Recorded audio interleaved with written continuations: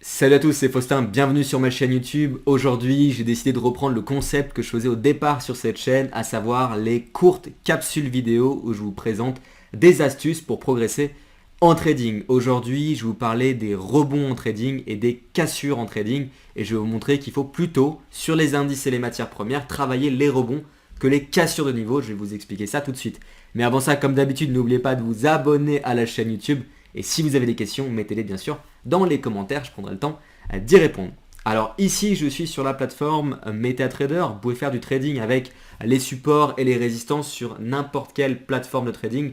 D'ailleurs, avant que j'oublie, si vous ne savez pas ce que c'est qu'un support ou une résistance, j'ai fait une vidéo sur cette chaîne YouTube où je vous explique tout ça. Je vous mets bien sûr le lien dans la description.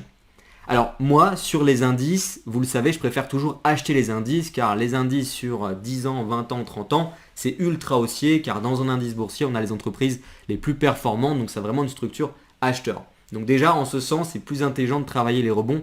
Je vais vous montrer pourquoi. Sur les matières premières, je vais vous présenter ici le gold. C'est pareil, pour moi, c'est valeur refuge. C'est un actif qui a un potentiel énorme sur le long terme. Donc je ne vais pas trop chercher à le vendre, plutôt l'acheter. Donc dans ce cas de figure, les rebonds, c'est un petit peu plus intelligent car on achète entre guillemets à un meilleur prix et donc c'est un peu moins piégeux. Je vais encore une fois vous montrer ça.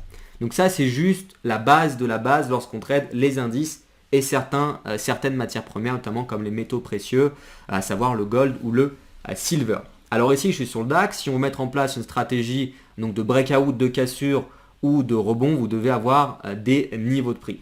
Donc ici je vais tracer les niveaux très rapidement. Donc là je suis sur du 15 minutes. Chaque bougie représente 15 minutes de prix. Donc ici, je mets un niveau. Je vais dézoomer un petit peu pour voir si mon niveau est cohérent. Dans tous les cas, en fait, je prends un plus bas que j'ai ici qui va très certainement jouer rôle de support. C'est souvent comme ça que ça marche. Et on voit d'ailleurs qu'il a été travaillé ici à 3 ou 4 reprises. Et on le retrouve juste ici de manière chirurgicale. Donc ce niveau va potentiellement faire tenir le prix. Ça, on le verra bien sûr par la suite avec l'évolution des prix. Ce n'est pas le but de cette vidéo. Ici, je vais vous tracer un niveau de résistance, donc ça fait tenir les prix. En grosso modo, le DAX va potentiellement bloquer, au moins ralentir ici sur ce niveau. C'est un niveau de résistance car c'est tout simplement un plus haut sur l'unité de temps qu'on est en train d'analyser. Là, si je dézoome, est-ce que j'ai d'autres niveaux? Non, parce qu'on est vraiment sur presque, je dirais, des plus hauts historiques. Alors ici, j'ai donc en quelque sorte un range, le prix se balade ici. Et il y a différentes façons de travailler les cassures de niveau. Sachant que je veux acheter le marché, je vous ai expliqué la structure du DAX, je vais potentiellement soit chercher à mettre une stratégie de cassure, donc je vais attendre une bougie qui clôture au-dessus, on a validé la cassure et donc je peux acheter le marché. Donc ça, c'est ce que vont faire beaucoup de particuliers, mais sur les marchés vraiment en tendance comme ça qui sont structure acheteur, travailler les cassures de niveau, je ne trouve pas ça le plus pertinent car on rentre entre guillemets à un prix un peu trop cher. Il vaut mieux travailler les rebonds et vous allez voir, vous allez augmenter vos probabilités en termes de gains en trading, surtout si vous avez une stratégie trading pour confirmer vos rebonds techniques, notamment avec la formation UGK Trading où je vous parle de ça.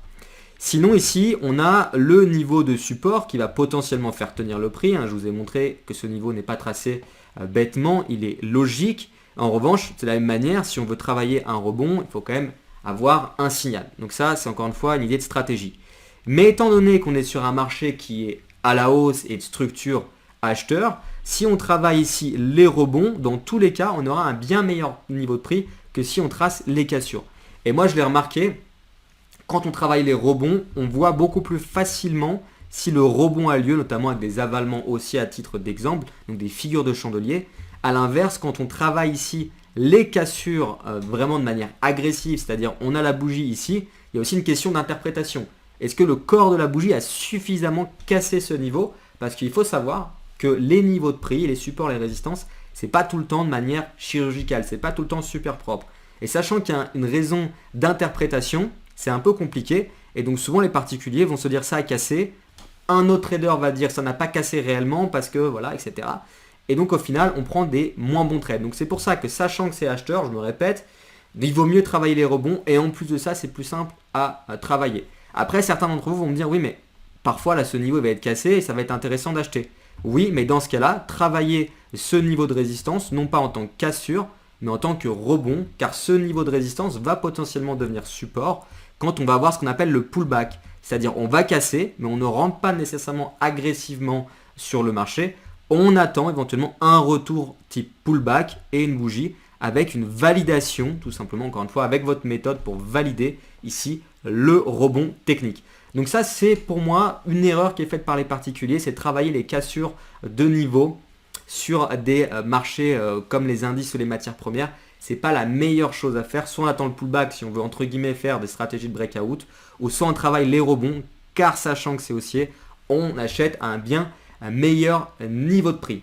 Sur le gold, c'est la même chose si vous voulez mettre en place des stratégies trading avec les niveaux. Donc là, je prends tout simplement un niveau. Donc comme je vous ai expliqué, c'est jamais chirurgical, ce qui fait que c'est pas évident là si on voudrait vendre à découvert de savoir si on a bien cassé. Il faudrait avoir une belle bougie parce que ici on voit que le niveau a été travaillé une fois, deux fois et ici trois fois, mais c'est pas ultra propre. Et on a l'impression que ça a cassé, sauf en fait ça n'a pas réellement cassé. On est plutôt en train de rebondir en réalité sur ce niveau. Donc il faut être super vigilant.